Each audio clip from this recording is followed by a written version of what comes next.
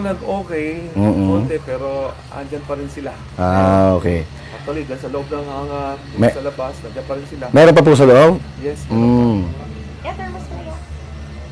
Pwede po tayong pumasok sa loob or paano ba? Pwede po may video yung kuya? Pwede i-video natin or no? Pwede. Pwede? Kasi nalabas naman ata ito ma'am sa amin. Okay. Snaga! Pwede rin doon. Pwede rin doon. Dito na lang. Dito na lang. Hey, good evening sir. Yan, Pastor Para. Hello, good evening, good evening. Hello, good evening, good evening. Good evening. Bilangin lang namin yung aircraft dito, baka... Yan, okay. Good evening mga sir, kumusta kayo? May mga pulis. Ayan, so may mga pulis pa rin. Ito, kumusta kayo dito? At pagod na ba sir? Medyo na... wala pang command para umuwi, ano? Wala pa? May TRO na. May TRO na nagsasabi, pero si General Torre ayaw pa rin pumayag. Ayaw pa rin kayo pauwiin. Baka bukas, makapagpahinga na kayo, makauwi na sa pamilya ba? Kasi, alam namin, namimiss din ng pamilya nyo din eh. Di ba? Kasi kayo, namimiss na rin kayo ng pamilya nyo ba? So, nandito na po tayo. At, ito po yung administrator. Ito po yung, ito po yung chopper ni Pastor Apollo C. Kibuloy. Ito po yung maliit na chopper. Mayroong Tora-Tora Bang-Bang doon, dalawang Tora-Tora Bang-Bang. And of course, wow! Ito yung mga ano. Ito yung RAM. Oh, look at that. Yan po yung binabantayan nila. Okay. At ito po yung ni Pastor Kibuloy. Actually, na-video na natin to eh. Na-video na namin to before. And ang sabi sa amin ni Sir Marlon ay for your eyes only. But since ito ay naipalabas na rin sa media, naipalabas na rin sa TV, pwede na natin ipakita. Ito po yung mga bus na ginagamit ni Pastor pagka nagtutour kasama ng kanyang mga executives. Yan po. So ito po yung mga ginagamit dito. Actually, ito po ay itong mga sasakyan dito, ginagamit po nila lahat ito. Pag-aari po ito ng Kingdom of Jesus Christ. At lahat po naman sila ginagamit nila ito, you know? So ayan, ito, nandito tayo. Ayan. So may Ford Explorer dito. Ayan, dalawang Ford. Ford, ano ba to? Expedition. And ito yung plane ni Pastor. Yan. Yan po yung plane ni Pastor at ng KOJC, no? Plane ng KOJC. At ito, yung mga motor. Ayan yung mga motor. Okay. Yung mga motor na ito yung mga collection ni Pastor. May katulad nung kay PRRD, BMW. Ayan. Okay. So nakaparada lang po yan dito. And that is so far complete pa naman to. Complete pa naman to since last time na nagpunta tayo dito. Ayan. Oo. Ayan.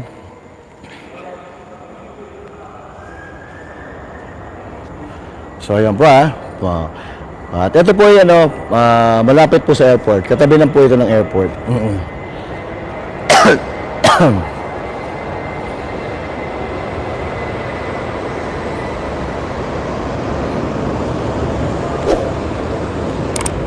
Ang mga bus. Pero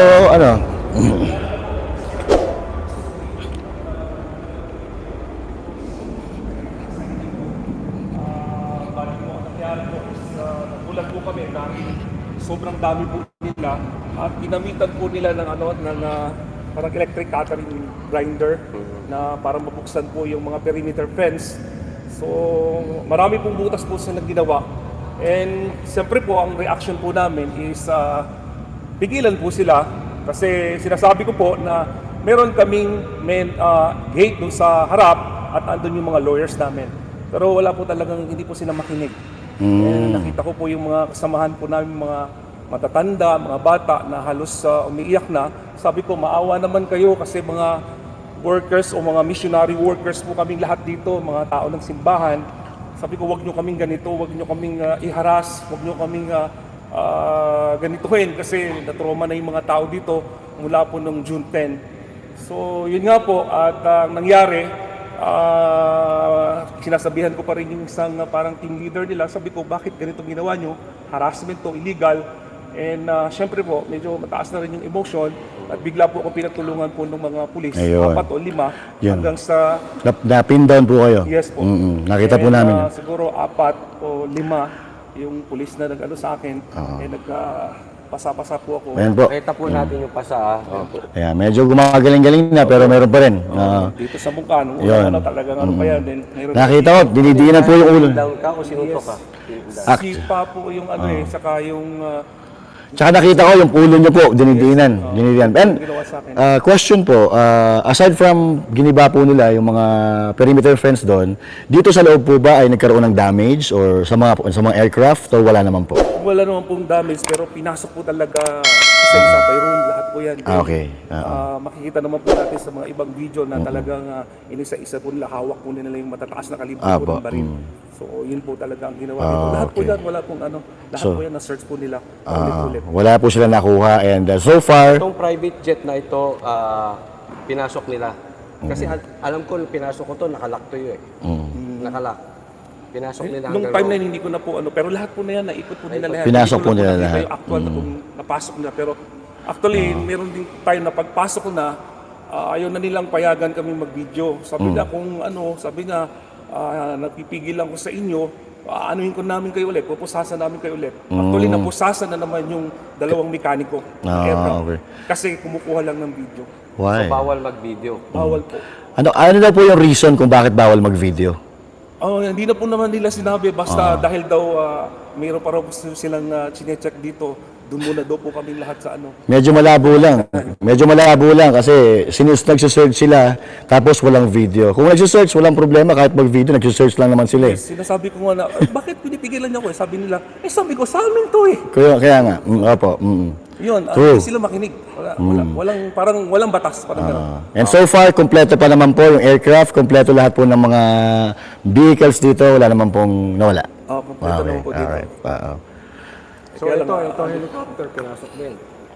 Ano po May mga puti ba or foreigner na nandito kasi nabalitaan namin, hindi natin alam kung totoo at hindi pa naman natin na-verify. May mga nagme-message lang sa akin kung may katotohanan. May mga puti daw at gustong inspect yung black box nito eroplano kung saan nakapunta. Yung ba ay Sa akin po, na wala po akong nakita, pero hindi mo rin kasi mapansin dahil karamihan din sa kanila is nakatabon din. Nakatawan yung ano. Tabon din yung mukha. Ang nakikita natin sa mga ibang videos, yung may flag ng Amerika. Ayun. may flag ng Amerika. So hindi rin imposible na meron talagang hand yung Amerikano dito kasi doon sa nakikita natin, taka yung movement nila parang galawang Amerikano po talaga yung movement nila.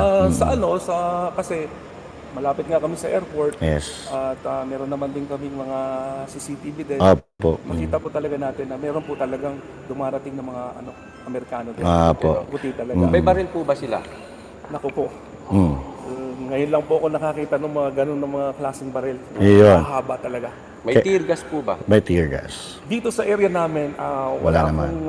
hindi ko napansin kung may tear gas. Pero doon sa may bandang, isa pang likuran namin, sa may Medina area, as in, rinig ko talaga yung parang pagsabog. May sumabog. Tapos nakita na ko na may usok. Doon po ako naka-assign nung Yes, araw na yun. Yun po yung ano May question, yung ano pa, tear gas tapos may nasaktan po ba?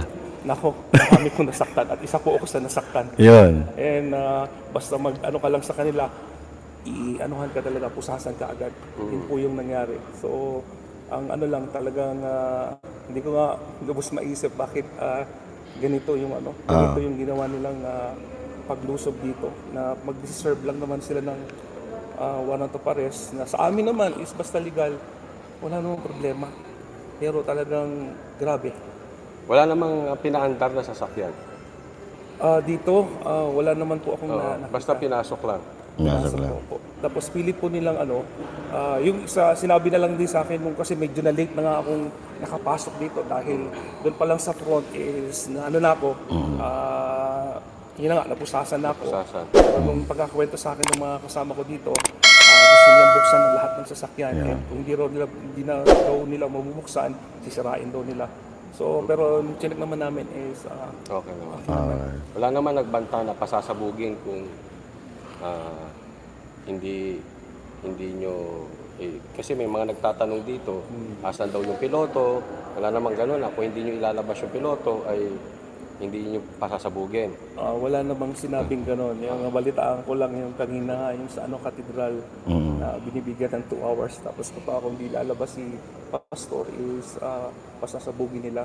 Which is, sabi ko, sa sarili ko, mga tao pa ba itong Yes. pumasok sa amin? Brother, sabi mo kanina, ngayon ka lang nakakita ng mga ganong klaseng baril na bit-bit ng mga pulis. Ang sabi kasi ni Bongbong Marcos ay wala daw kahit isang pulis dito na may dalang baril sa loob ng kingdom. Hindi ko alam kung Saan galing yung? yung information. Yun. Pero ang dami naman po sigurong nakakita ng mga videos po namin. And ako mismo, nakita ko pong lahat sila dito na lalo na yung mga SAP, kumpleto po talaga sila ng mga baril na mahahaba. So fake news po si Bongbong Marcos Jr. Fake news po. I rest my case. Thank you, sir. Sa oras, baka may question pa si Coach Oli, but I thank you. Ayan.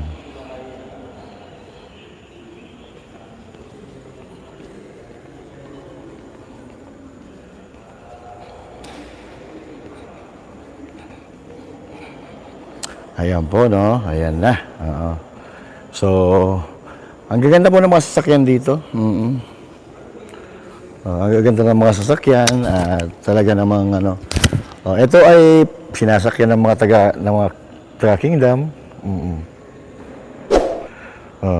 Actually, sabi ni Bongbong Marcos, wala daw mga baril. Wala daw mga baril yung mga pulis. Pero ito, kahit ngayon, pakitaan ko kayo ng baril. Ayan Ayan may baril nakatayo.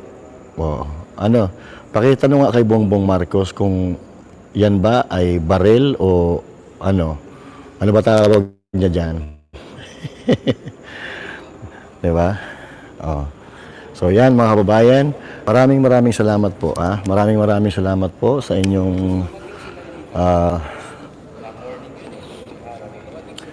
inyong panonood. At ito po yung tinatawag na hangar. Hangar. So, narito po nakalagak yung mga aircraft ni Pastor Apollo Kibuloy, yung mga sasakyan. So, ito mga expedition po na ito is mga may kalumaan ng mga sasakyan, pero nandito lang siya, Pero lahat naman po ito, lahat po naman ito, nagagamit po ito ng mga member ng Kingdom. Okay, thank you wait lang, hindi ko mabasa yung Wait lang, maghasalamin po lang tayo Hindi natin mabasa yung pangalan ng nagpakulay. Oy, Sir Randall Bunagan. Pailawin ko na, hotbox. Pailawin mo, sir. Chatbox. Thank you, Sir Randall. Sir Randall, maraming salamat. Buti na lang, buti pa si Sir Randall, no? Si Sir Randall, lagi nakakaalala. Pinapaliwanag lagi ni Sir Randall ang ating chatbox, pero yung iba dyan, ewan ko ba? Oo. Pawis na nga tayo dito, di pa pinapaliwanag ang buhay natin. Oo. Di ba? So wala po. Oo. So ayun, pinasok po nila ito. Pinasok po nila ito. Oy, si Fanny Putnam, thank you so much for $500.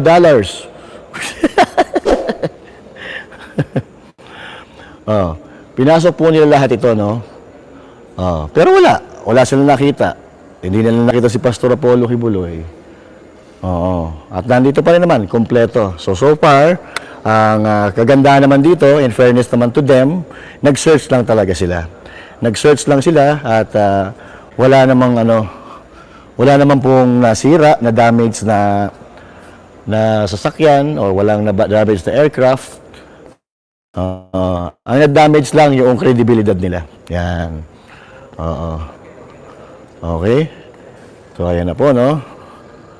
Ayan. Okay, okay. Ayan, pinailan. Mas maliwanag pa, oh. Oh. Diba?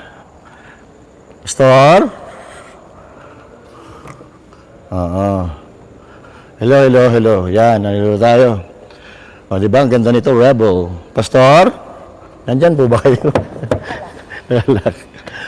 Ang ganda, oh. O, diba? Ito na yan. O, diba? Walang ganyan sinatambaluslos at si Bangag. Ay, grabe naman kayo. Wala po talaga. Ayan, mag-selfie-selfie tayo dito. Wait lang. Ayan. Mag-selfie-selfie tayo sa chopper ni Pastor. At ng KOJC. Yo, no? Selfie. Yo. Ayan, no? Ayan, no? Oh, di ba? Mag-selfie muna tayo dito. Mag-selfie tayo ba? Selfie tayo sa hanger ni Pastor. Ayan, oh. Ang lupit ng ano ni Pastor, oh. Ang lupit. So, ayan, oh. Yan yung chopper ni Pastor. Pastor. Chopper ba? Oh, di ba? Ganda-ganda ba? Oh, 24. Okay, so yun. Medyo mainit dito, ha? Medyo mainit dito. At, anong tawag dito? Wala kasing hangin na pumapasok at puro puro tawag dito. Buti naman allowed. Oy, Ann Harot, hello, magandang hapon sa iyo, ha? Liberty, hello. Magandang hapon. Oh. Ayun, si Boss Dada nyo, ayun, yung Boss Dada nyo, tinatamad mag-live. Ayun, oh. Si Boss Dada nyo, tinatamad mag-live. Ayan, si Coach Oli, oh. Ayun, oh. Naka-live naman si Coach Oli, ah. Hanawe, Rose Danke, oh. Reynaldo, hello. Miss Chi, oh, ayan, ah. Oh, nandyan si Ann Harot, palakad-lakad lang si Boss Dada. Oo, ayan. Palakad-lakad lang si Boss Dada, tinitingnan niya yung mga motor ni Pastor. Send Gaming, hello. Jess again. Gistoni Dolores, Rosalie Apura, yan. Joseph Rizaga, Nene Mix Vlog, hello. Apo, nakapasok na kamo dito kami kasi may TPO na po, no? May order na po yung korte na wag harangan, ha? Yung mga member ng Kingdom doon sa kanilang karapatan. Yan, yan. Nanay, morning dew, hello po nanay. Maria So, hello. Maria So, hello. Oh.